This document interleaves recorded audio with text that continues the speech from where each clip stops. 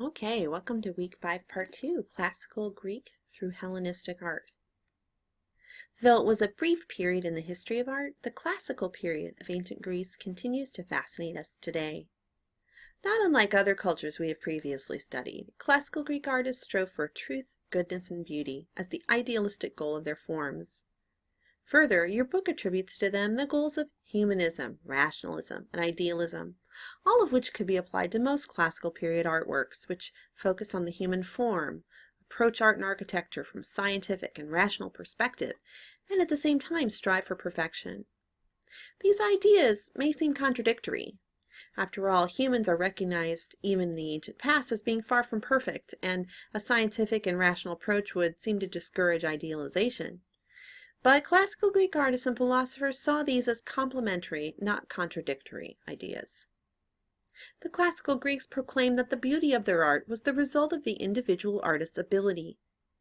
This is recognized as a relatively new concept in Western art at the time, but it's an idea that we hold true even today. Furthermore, the idea that art should strive for truth, goodness, and beauty has remained very appealing to artists and their audiences throughout Western history. In fact, Western culture still as a whole tends to recognize classical period ancient Greece as the ideal of artistic achievement as well as physical human beauty. All this can make classical Greek art exciting and difficult to study at the same time. It's exciting for obvious reasons. As a culture, we acknowledge it is a sort of a high point.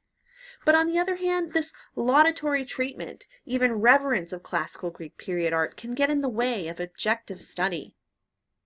So many of the terms that we use are associated with Greek art, like archaic and classical, are loaded with meaning that biases us towards treating classical period art as if it's somehow entirely above, maybe even unique or separate from the rest of art history.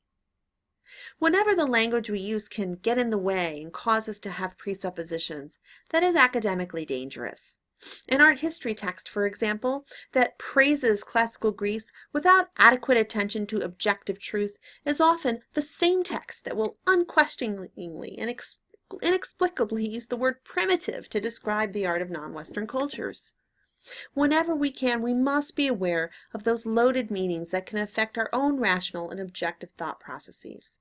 In that vein, be sure to read the section Classic and Classical, which in your text is on page, still on 120. Even as Western art historians have idealized classical period Greece, they often gloss over its problems.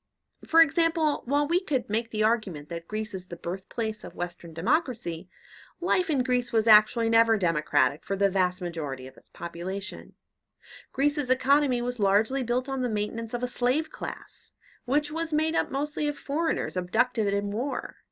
Furthermore, women led extremely restricted lives in which most Greek city-states confined entirely to the most remote part of their homes, except during the few public events that required their presence, like funerals.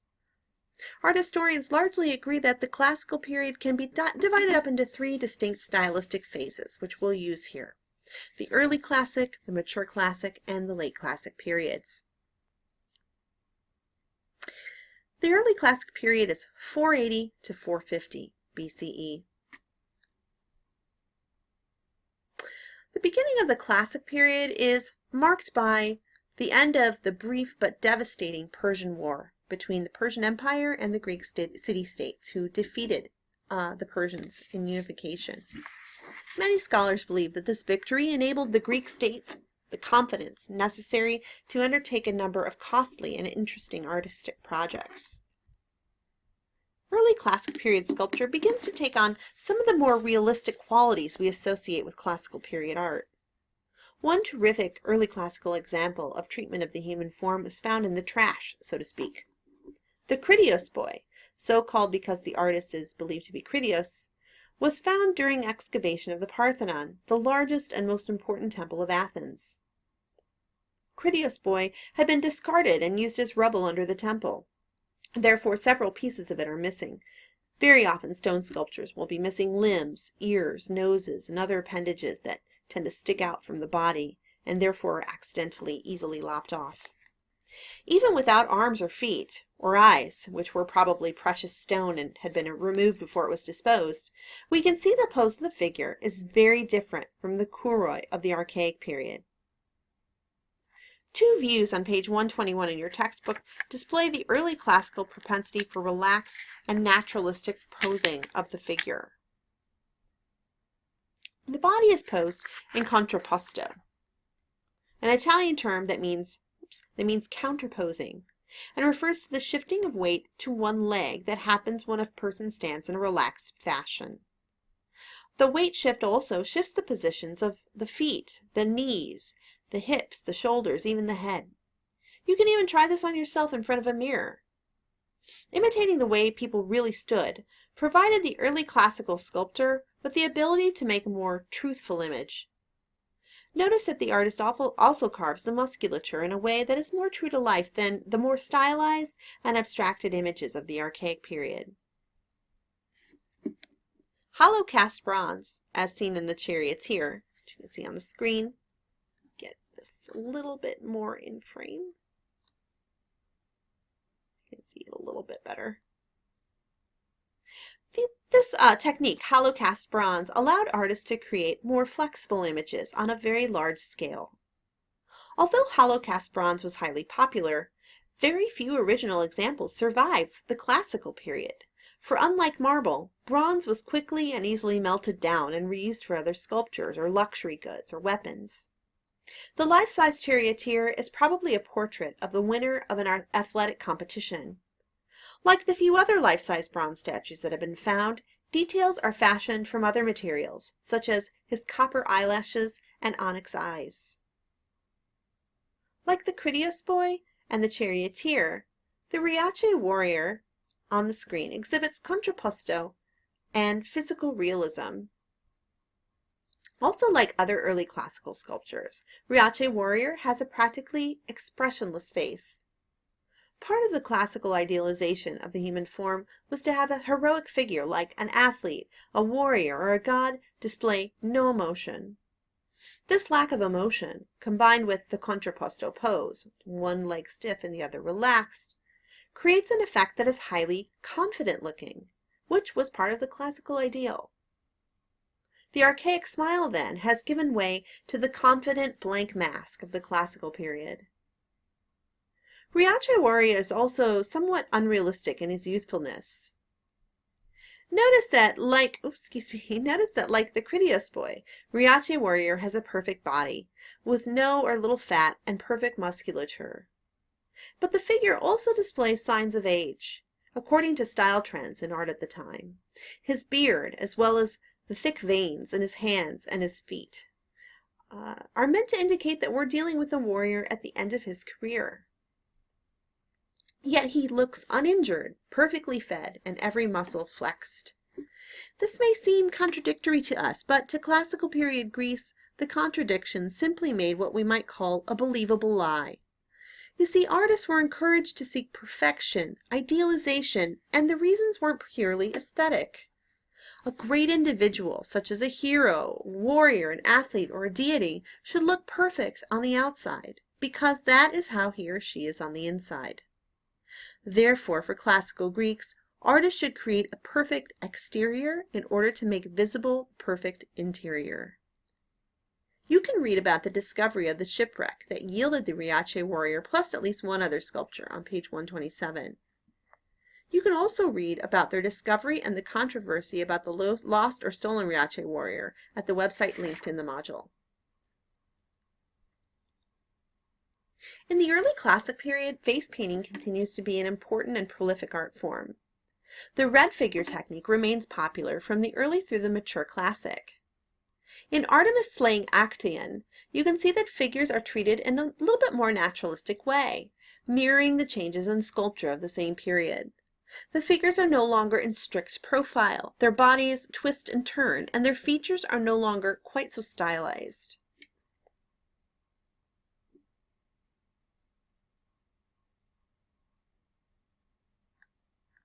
The mature classic period is bookended by the Peloponnesian Wars involving Sparta and Athens. The mature classic is also remembered as a time of economic growth in Athens, as the city grew rich through its control of trade in the Aegean region. This period is also known as Periclean Greece, after Pericles, a powerful and charismatic political leader of the age. It's Pericles who's largely responsible for the great explosion of civic art in Athens during this period. Even though this period could be very rough, Athenians took on a patriotic attitude, and the time was ripe for the building of a number of civic projects, including a great number of structures at the Acropolis. The Acropolis here is an example of any acropolis that we would see in any ancient city. It's a place where public spaces like markets and temples and meeting halls were built. Acropolis is a Greek word, and its use in describing the cities of other cultures has its origins in Athens. For the Acropolis of Athens, the original Acropolis, fulfills the literal meaning of the word, a city on a hill. The Acropolis rises above the rest of the city, as you can see in this aerial view that we just had. At the very apex of the Acropolis was the greatest temple in Athens, and you can see it here casting a long shadow behind it, the Parthenon. The Parthenon was dedicated to Athena Parthenos, the patron deity for whom the city was named. Athena Parthenos is Athena the Virgin, one of many guises of the goddess. As in other polytheistic religions like Sumerian, Egyptian, or Hinduism, the Greek deities fulfilled a number of important functions. For example, Athena was also the goddess of wisdom, spinning, and war. The Parthenon was built during the mature classic period as part of the effort to revive the Acropolis, which had all but been destroyed during the First Peloponnesian War. Rebuilding the temple to Athena was especially important because, as their patron goddess and the goddess of war, she was credited with Athens' victory over Sparta. The design and construction was carried out by Iktinos and Callicrates, who, as your book describes on page 130, used careful and exquisite proportions to craft a perfect Doric temple. Sculptural decoration was supervised by Pheidias, who also created the enormous gold and ivory sculpture that is said to have inhabited the temple. The sculpture was apparently the site of pilgrimage during special ceremonies in which women would form a processional up the ramp to the top of the hill, which you can see here. And what they would do is they would go into the temple bearing a new finely woven peplos, a simple tunic-like dress that would be placed on the sculpture. Other sculpture that once adorned the temple survives. There were two pediments, of course, one here and one on the other side, and several friezes on the inside outer wall, inside the outer wall, right? And the cella or naos. So one here, frieze here, and one frieze on the inside here. The east pediment is the best preserved, and it's made of large freestanding sculptures. These figures of gods and goddesses lounge about in a relaxed fashion, very much in the style of the mature classic. The figures are all round, solid forms, and even the female figures have realistic-looking flesh under wet drapery. Through the figure grouping, which may represent the birth of Athena, appears natural, notice how the artist uses the smaller angles of the pediment to cleverly arrange his seated figures. Seated figures here and over here. You can read about the controversy surrounding the ownership of the Elgin marbles of the east pediment on page 133. The two friezes are called the Doric and Ionic friezes because of their adherence to the two different orders. The Doric frieze displayed archetypical battles from Greek myth, like the Greeks versus the Amazons, gods versus the giants, or the Lapiths versus the centaurs, like you're seeing on the screen. These were confined to metope-shaped spaces that housed only one representative of each side of the battle, one-on-one battle, simplifying the war down to the bare minimum of players. The Ionic frieze allowed for more continuous flow of imagery and narrative. On it appears processionals of marshals and women, the sort of processional that might approach the Parthenon itself on important holy days. Images of deities were also found, carved effectively in relatively low relief. Notice that here and in the pediment, artists are treating the draperies or folds of clothing of the figure with greater realism. Other very important structures of the Acropolis are noted in the reconstruction. Here we go. Oops. At the Acropolis, you could also find the first museum, which was indeed a place for the display of artwork. Two somewhat secondary and smaller temples on the Acropolis appear on the screen. The Erechtheion was dedicated to several gods, and it was a shrine as well. The temple protects and houses the rock outcropping that was believed to be the place of contest between Poseidon and Athena over control of the city. The Erechtheion is an example of the Ionic order. Here we go. The Ionic order has taller, more slender columns and volutes or spirals on its capitals. See those here pretty easily. The Erechtheion is also well known for its south porch, which is known as the Porch of the Maidens. The Porch of the Maidens is so called for its excellent surviving examples of caryatids. The figures look tall and elegant, and despite their important and weighty purpose of holding up the veranda, they appear relaxed and at ease due to the use of contrapposto. But notice the artist has made some clever changes.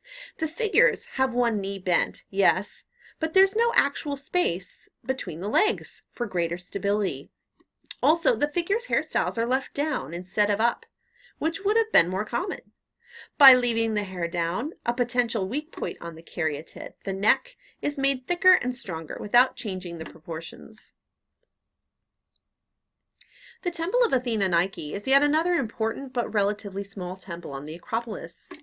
The temple is entered via an elegant Ionic order porch colonnade. Again, you can see the volutes or the spirals and the tall, thin columns. Surrounding the temple was once a parapet or low wall, which held panels or stelae depicting images of victories. Nike is the guise of Athena as victory, and she and her accompanying figures are often depicted with wings. The panel on the screen shows a Nike adjusting her shoe. Her drapery is carved in low relief, her wings even lower relief. The natural and casual pose is once again associated with the classical period concept of perfection and ease. Probably the best evidence of the mature classics' obsession with perfection is the sculpture known as Cannon, also called Achilles. Find that real quick here. There we go. So Cannon or Achilles, after the hero of the Iliad, may also be called Doryphorus, which means spear thrower, spear bearer, excuse me. See, the hand that he's got up, his left hand, would have been holding a spear on his shoulder. Though this sculpture may depict Achilles, and the figure was certainly once holding a spear, Cannon is probably the most accurate name for this sculpture. Or I should say the original bronze sculpture on which this Roman copy is based. We've used the word canon before to describe a set of strict guidelines or laws with regard to representation. The term comes from the Greek canon, which means the same. Canon the sculpture was designed by mature classic sculptor Polykleitos in order to fulfill the function of a canon. It would serve as a template, demonstrating the physical features that make up the perfect human being. Mature classic sculptors didn't believe in portraying the human figure as they saw it, but as it should be.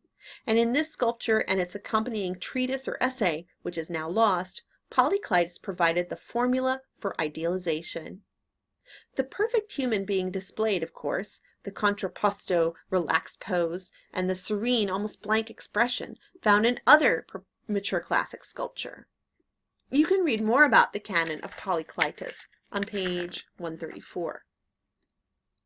Ideal proportions, according to the time, were demonstrated in every heroic image. For example, Myron's Discobolus, which you're seeing here.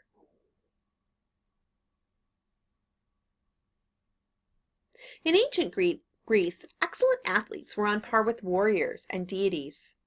Notice that Myron's disc thrower has no expression on his face, even though he is in the middle of exerting extreme physical effort. Funerary sculpture is also very important during the time of the mature classic. Funerary stelae marked graves and looked remarkably similar to more modern headstones. But unlike most modern headstones, the stelae depicted idealized images of the deceased, usually in domestic settings, along with their identifying information. The stela of Quetzalias and Theano, hope I'm saying that right, is shown on the screen, is fairly typical, and marks a double tomb occupied by a husband and wife. As the man seems to look longingly at the woman, it may be that the stele was erected on the event of her death. Like the vast majority of Greek sculpture, funerary stelae were also painted. The stela of Hegiso is also typical, but may surprise the viewer at first. It depicts two people, but only one is deceased. Hegiso, the older female who is seated, is picking a piece of jewelry out of her jewelry box. The jewelry piece would have been painted in the background instead of sculpted. Textbooks once described the young woman accompanying Hegiso as a daughter. But from what we know of the realities of classical period Greece, this individual was probably a slave, not a daughter. Daughters of wealthy and privileged families were often married and left home by the age of the girl on the stele. Furthermore, the girl is not identified and does not share the tomb.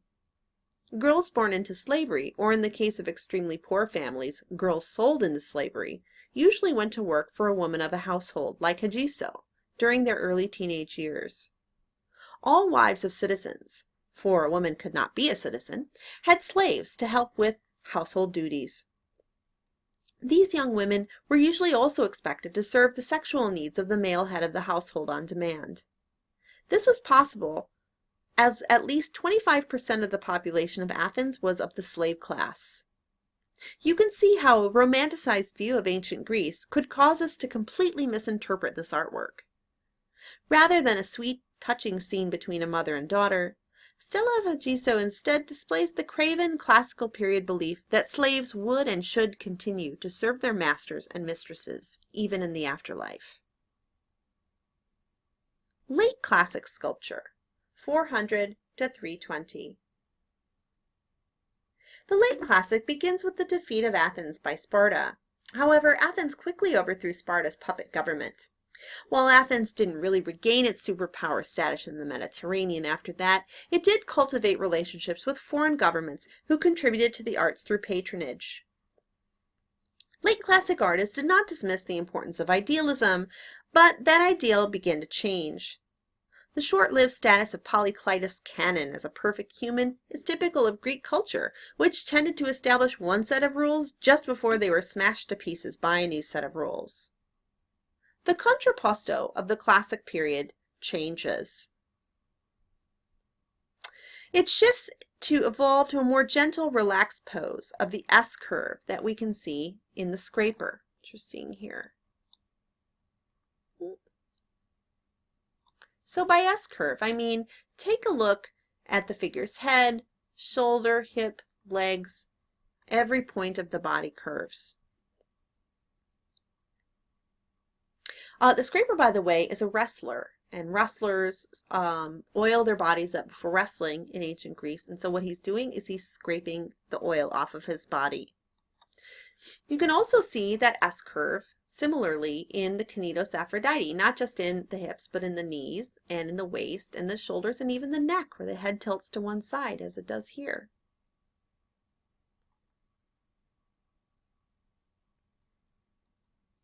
Now, note that these two sculptures, as well as in the Hermes and Dionysus, the figures also tend to be taller and thinner than the canon of Polyclitus. The Knidos Aphrodite is also remarkable as an example of the shift in attitude toward images of nude women. From the late Classic forward, large-scale images of female nudes become acceptable. The Knidos figure is a composite of two marble sculptures that were faithful Roman copies of the original bronze.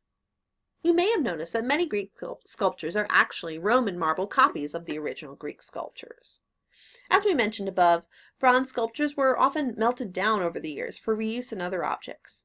This was especially true in the Middle Ages, when an anti-pagan attitude prevailed, and any sculpture that was not Christian in content was fair game for being melted down. But luckily for us, the Romans adored Greek art, along with other aspects of Greek culture, and artists made numerous and faithful copies of many Greek works. Luckily, again, the Romans preferred marble, and so their works survived. One other thing to notice is the presence of supports in sculptures such as the Canon, Hermes and Dionysus, and the Cnidos Aphrodite. See a support here, and a support there. And actually, even here in the scraper, you can see a support. These supports, which connect arms to bodies or buttress up against legs, would not have been present in the bronze originals. Remember that while bronze is a metal and therefore heavy, it was cast hollow. This makes the bronze originals much lighter than the later Roman copies, and therefore the supports were only necessary with the solid marble sculptures. The Hellenistic period, 323 to 31 BCE, was a time of great expansion in the Greek Empire. The Hellenistic period begins just after the conquest of Athens by Macedonia under Philip II in 338. See a portrait of him here. The period is largely regarded as one of cosmopolitan and sophisticated art, due to the short period of expansion and international exchange of arts under Alexander the Great.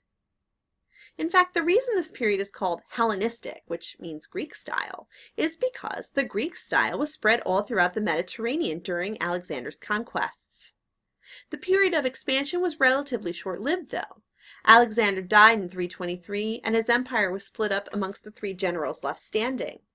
You may remember Ptolemy and the Ptolemaic pharaohs who ruled Egypt from 323 until it became part of the Roman Empire, for example. Over the course of the Hellenistic period, the region, including Greece, is succumbing to the imperial advances of Rome, which is the subject of the next chapter. Most Hellenistic art leaves behind the languid, relaxed physical ideals of the classical period in favor of striking compositions, dramatic physical movement, and heavy use of realistic drapery. Hellenistic sculptures like the Gallic sculptures, Nike's Samothrace, and the Laocoon group reflect the new, somewhat more realistic style of the Hellenistic period. Nike and Laocoon, Nike here, where's Laocoon? There he is. And Laocoon there. They're both in action.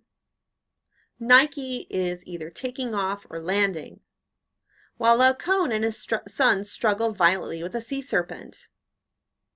The Aphrodite of Melos, you're seeing here, or the Venus de Milo as she's called, twists in a contrapposto pose that now resembles a spiral more than an S-curve, and appears all the more dramatic and interesting.